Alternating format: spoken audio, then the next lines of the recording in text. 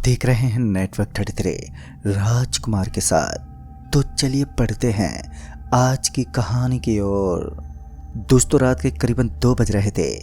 मैं अपने दोस्त अजीत के साथ एक ट्रैवलिंग के सफ़र में था। सफ़र बहुत लंबा था और लगातार 4 घंटे के एक लंबे सफ़र के बाद अब मुझे थकावट होने लगी और इसी थकावट के चलते अब मुझे कहीं आराम की ज़रूरत आन पड़ी थी। लेकिन दूर दूर तक हमें इस सड़क पर कोई भी ढाबा नज़र नहीं आ रहा था और इसी बीच हमारी गाड़ी एक गांव के समीप पहुंची। मुझे तो ठीक से याद नहीं है, लेकिन जब हम उस गांव के करीब पहुंचे थे तो वहां पर बहुत लंबे लंबे खंभे बने हुए थे और शायद वहां एक पावर हाउस भी था। शायद मुझे उस पावर हाउस के अंदर कोई आदमी दिखाई दे रहा था। पहले तो मैंने उसकी तरफ बिल्कुल भी ध्यान ही नहीं दिया, लेकिन बाद में मैंने देखा कि एक 6 फुट लंबा चौड़ा आदमी मुझे अपनी गाड़ी रोकने का इशारा कर रहा था और मैंने वैसा ही किया। अपनी गाड़ी का ब्रेक लगाया तो अजीत ने मुझे कहा, अरे भाई, रात के 2 बज रहे हैं और इतनी रात को हमें रास्ते के बीच में कहीं पर भी अपनी गाड़ी नहीं रोकना चाहिए, चाहे इसके लिए कुछ भी हो जाए। लेकिन मैंने अजीत की बातों को अनसुना कर दिया और फिर सड़क के बीचों बीच खड़ा हो गया, क्योंकि इस समय तो मुझे एक जोरदार भूख लगी थी और ऊपर से गाड़ी के अंदर रखा हुआ पानी भी अब गर्मी के मारे तपने लगा था। ठंडे पानी की तलाश में मैं काफ़ी देर तक भटकता रहा था, लेकिन ये मेरी बदकिस्मती थी कि काफ़ी देर तक तलाश करने के बावजूद भी मुझे पानी की कोई सुविधा नहीं मिली। और गुस्से में आकर मैं अजीत से कहने लगा, अबे भाई तू चुप बैठ, यहाँ मुझे प्यास लगी है और तुझे गाड़ी रोकने की पड़ी है। भला कौन यहाँ हमें लूटने के लिए खड़ा होगा। फिर उस पावर हाउस के पास मौजूद एक आदमी हमारी गाड़ी के पास पहुंचा और फिर उसने हमारी गाड़ी की विंडो के नीचे झुकाने के लिए कहा। मैंने गाड़ी का दरवाजा ही खोल दिया। वह आदमी बाकी इंसानों से मुझे थोड़ा अजीब प्रतीत हो रहा था। उस आदमी के बदन से एक अजीब सी गर्मी निकल रही थी, साफ साफ दिखाई दे रहा था। फिर मुझे लगा कि शायद अभी अभी इस आदमी ने सिगरेट जलाई होगी, जिस वजह से मैंने उस आदमी से इस बारे में कुछ भी पूछना सही नहीं समझा। उसके बाद में मैंने उस आदमी से कहा, भाई साहब, यहाँ खाने पीने की कोई सुविधा है क्या? तो उस आदमी ने अपनी गर्दन को नीचे झुकाया। पता नहीं क्यों, लेकिन उस आदमी का व्यवहार मुझे बिल्कुल भी ठीक नहीं लग रहा था। फिर भी मैंने उस पर विश्वास जता दिया। काफ़ी देर तक वो आदमी मौन खड़ा रहा और मैं उसका मुंह ताकता ही रहा। फिर मुझे लगा कि शायद इस शराब के नशे में है तो इसे कुछ सूझ नहीं रहा होगा। फिर से मैंने उस आदमी के कान में कहा, भाई साहब, मैंने आपसे कुछ पूछा। फिर उसने एक गंभीर आवाज़ में कहा, यहाँ से 3 किलोमीटर आगे एक ढाबा पड़ता है, वहीं पर चले जाओ। और हाँ, ये गांव जितना नॉर्मल तुम्हें दिख रहा है ना, उससे कहीं ज़्यादा खतरनाक है। लेकिन इस गांव की वास्तविकता तुम कभी नहीं देख पाओगे, जो तुम्हारे साथ कभी भी घट सकती है। उस आदमी की बातों पर मुझे एक तरफ हंसी भी आ रही थी तो दूसरी तरफ गहराई से छुपी हुई इन बातों का सच भी। मैं नहीं जान पाया कि वो आदमी कहना क्या चाहता है। फिर मैंने उस आदमी से कहा, अगर आपको कोई तकलीफ ना हो तो हम एक रात के लिए आपके यहाँ रुक सकते हैं। पता नहीं क्यों, लेकिन वो आदमी कुछ सोच विचार करके बोला, पर कमरे तो बहुत हैं, लेकिन इन कमरों के अंदर जो कुछ चीज़ें रहती हैं वो आपके लिए जानलेवा हो सकती हैं। यही बात मेरे समझ से बाहर थी और फिर उस आदमी ने हमें यहाँ से निकलने को कहा।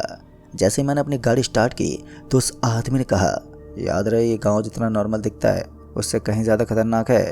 अब एक पल के लिए मुझे उस आदमी पर गुस्सा तो आया, लेकिन फिर मैंने सोचा कि बेवकूफ़ के बराबर होने से अच्छा है इसे नज़रअंदाजी कर देता हूँ। और फिर मैं वहाँ से निकल गया। लेकिन पसीना टपका देने वाली इस गर्मी में अब मेरा गला सूखने लगा था और किसी भी हालत में मुझे पानी की बहुत आवश्यकता थी, और वो भी ठंडे पानी की। लेकिन पानी तो दूर दूर तक था ही नहीं। और अब तक मुझे सड़क के किनारे एक सुनसान जगह नजर आई। लेकिन ताज्जुब की बात तो ये थी कि एक सुनसान जगह होने के बावजूद वहाँ पर एक वाटर कूलर लगा हुआ था और उस वाटर कूलर के अंदर ठंडे पानी का बहाव हो रहा था। मैं तुरंत ही गाड़ी का दरवाज़ा खोलते हुए नीचे उतर गया। लेकिन जैसे ही मैंने अपनी गाड़ी का दरवाज़ा खोला तो मुझे ऐसा एहसास हुआ मानो एक पतली सी हवा मेरे शरीर के आर पार हो गई हो। एक हवा के झोंके ने कुछ पल के लिए मुझे हताश कर दिया। मेरा शरीर टूट सा गया था और उसके बाद मैंने गाड़ी के अंदर से पानी की बोतल उठाई और फिर उसे लेकर उस वाटर कूलर की तरफ चल पड़ा, जहाँ पर मुझे दूर दूर तक कोई भी नज़र नहीं आ रहा था। उसके बाद जब मैं उसके पास पहुँचा तो मैंने देखा कि वहाँ पर बहुत सारा खून फैला हुआ था। ऐसा लग रहा था मानो किसी का एक्सीडेंट हुआ हो। लेकिन वहाँ कोई कैसे पहुँच सकता है? इस घनघोर रात में दूर दूर तक न ही तो किसी रोशनी की सुविधा थी और न ही दूर दूर तक मुझे कोई भी दिखाई दे रहा था। ये एक ऐसा स्थान था जहाँ कोई परिंदा भी पर ना मार सके। और ऊपर से अचानक आसमान में बादल छाने लगे। अचानक ही मौसम को इस तरह बदलता देख मुझे काफ़ी डर लगने लगा। लेकिन अचानक ही किसी के चिल्लाने की मुझे आवाज़ सुनाई दी और कहीं ना कहीं मुझे 100% ये विश्वास भी था कि यह आवाज़ मेरे दोस्त अजीत की ही है। मैं बिना पानी भरे अपनी गाड़ी की तरफ भागा तो मैंने देखा कि गाड़ी का तो दरवाज़ा खुला हुआ था। और फिर जब मैंने गाड़ी के अंदर देखा तो मैंने पाया कि गाड़ी के अंदर तो मेरा दोस्त अजीत नहीं था। वो गाड़ी के अंदर से गायब था और मैं इधर उधर आजू बाजू में उसे देखने लगा, लेकिन वो मुझे कहीं भी नज़र ही नहीं आ रहा था। उसके बाद मुझे वहाँ से थोड़ी दूर एक छोटे से जंगल में किसी चीज़ के इधर उधर खिसकने की हल्की सी आवाज़ आने लगी। और इस आवाज़ को सुनकर यह अंदाज़ा लगाना बहुत ही आसान था कि कहीं ना कहीं मेरा दोस्त भूल से टॉयलेट करने के लिए कहीं इस तरफ तो नहीं चला गया। और ये सब सोचते हुए मैं उन हल्के फुल्के झाड़ियों की तरफ चल दिया जहाँ कांटों के साथ साथ सूखे पेड़ मुझे दिखाई दे रहे थे। मैं तेज गति से कदम पटकते हुए उस जगह पर पहुंचा तो मैंने देखा कि मुझे वहां पर कुछ नजर आ रहा था जो एकदम काला काला था और वो किसी टांग को पकड़कर घसीट रहा था। मुझे लगा शायद वो कोई जंगली जानवर है। पता नहीं क्यों, लेकिन उसे देखते मेरे शरीर के रोंगटे अपने आप ही खड़े हो रहे थे। पूरे बदन के अंदर गर्मी का एहसास भी जोरों से होने लगा। और इसी बीच मुझे आवाज़ आई, भाई भाई मुझे बचा ले वरना मुझे मार देगा। फिर मुझे एहसास हुआ कि ये तो कोई और नहीं बल्कि अजीत ही है, जिसका पांव पकड़ के भयानक जीव घसीटे जा रहा है। इससे पहले कि मैं कुछ कर पाता कि उस जीव ने मेरे दोस्त अजीत को पकड़कर जो इसे एक पेड़ से टकरा दिया और मेरा दोस्त दर्द के मारे कराहने लगा। लेकिन उसकी सहायता के लिए अभी भी मेरे कदम उसकी तरफ बढ़ ही नहीं पा रहे थे। पूरा बदन जोरों से तपने लगा था और शरीर में खौफ का एक अलग ही रक्त बह रहा था। मगर फिर मैं एक सूखी लकड़ी लेकर उसकी तरफ भागा। लेकिन जैसे मैं तेज गति से उसकी तरफ भागा तो मुझे एहसास हुआ कि असल में ये कुछ जंगली जानवर नहीं बल्कि एक प्रेत है जो बड़ा ही खौफनाक है। उसका मुंह एकदम खोखला था जिसके अंदर से मक्खियां भिन भिन कर रही थी और मेरे रोंगटे भी खड़े हो गए। लेकिन मैं अपने दोस्त अजीत की जान बचाने में सफल नहीं रहा। उसका वो चेहरा जिसको देखकर हर कोई थरथरा उठे, उसके अंदर से निकलने वाला एक अजीब सा धुआं जो पहले मुझे उस आदमी के अंदर से निकलता हुआ दिखाई दिया था, उसको देखकर मैं पूरी तरह से सहम गया था। लेकिन जब मैंने अपने ही दोस्त की कटी हुई मुंडी देखी तो मैं अंदर तक टूट गया। अब मेरे अंदर इतनी भी हिम्मत नहीं थी कि किसी तरह वापस अपनी गाड़ी तक पहुंच सकूं। मेरे पांव फूल चुके थे, लेकिन फिर अपनी मौत को अपने सामने खड़ा देखकर किसी तरह वहां से मैं भागने की कोशिश करने लगा।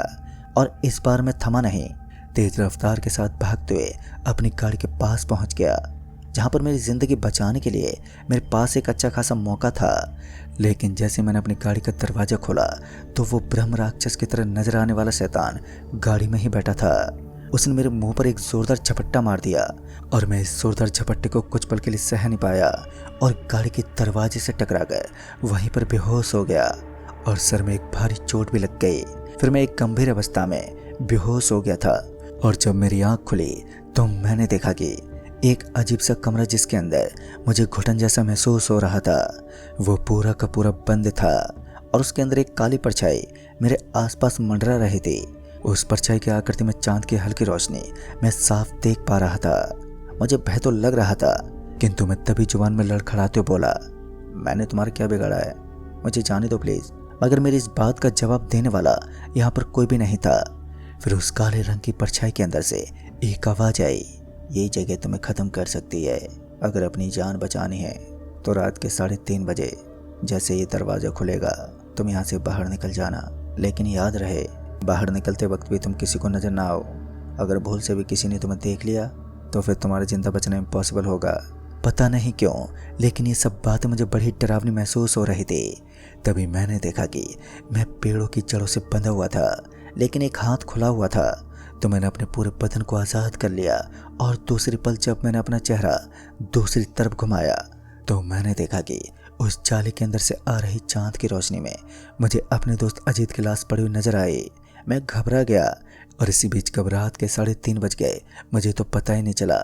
और जैसे मुझे हवा के एक तेज झोंके का एहसास हुआ तो मैं एक झटके से जाकर दरवाजे के पास खड़ा हो गया और उसके बाद वो दरवाज़ा खुला और दरवाजे के खुलते ही मैं सरपट भागने लगा। और इस बार मैं थमा नहीं और सीधा हाईवे पर आकर रुका लेकिन जब किस्मत खराब हो तो ऊँट पर बैठे इंसान को भी कुत्ता काट देता है। ऐसे ही कुछ हुआ।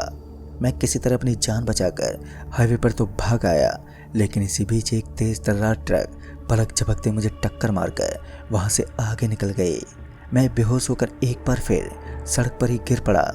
इस बार मैं घायल अवस्था में था और मेरे बदन में बहुत जोरदार चोटें आ चुकी थी। एक बार के लिए जब मेरी आंखें खुली तो मैंने देखा कि मैं किसी रोशनी से जगमगाते हुए दरवाजे के सामने खड़ा हूँ, जो कि कुछ देर के बाद बंद हो गया और फिर मेरी आंख भी बंद हो गई।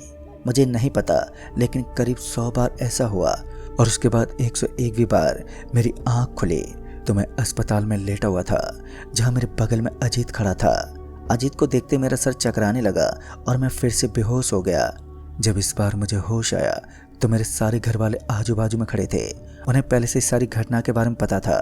उसके बाद मुझे पता चला कि अजीत की मौत हो गई थी और ट्रक से टकराने की वजह से मैं तकरीबन 3 महीने तक कोमा में ही रहा। दोस्तों, उसके बाद मैं तकरीबन 7 महीने के लिए रिकवरी में रहा और उसके बाद नॉर्मल हुआ। तब जाकर मैं फिर से अपने काम में जुट गया। लेकिन इस खौफनाक घटना ने करीब 1 साल के लिए मेरी ज़िंदगी को तबाह कर दिया था। लेकिन वो एक मोड़ मेरी ज़िंदगी को नई दिशा देने में सक्षम हुआ और आज मैं सही सलामत हूँ। मगर अपने खास दोस्त अजीत के मरने का आज भी मुझे गम है और उस रात को मैं कभी भूल नहीं पाऊंगा। और वो मेरी ज़िंदगी की एक ऐसी रात थी जिसने खुद मुझे क़यामत दिखाई थी। तो दोस्तों, इस कहानी में बस इतना ही। कहानी आपको पसंद आई हो तो वीडियो को लाइक शेयर जरूर कर दें। तब तक के लिए बाय एंड टेक केयर।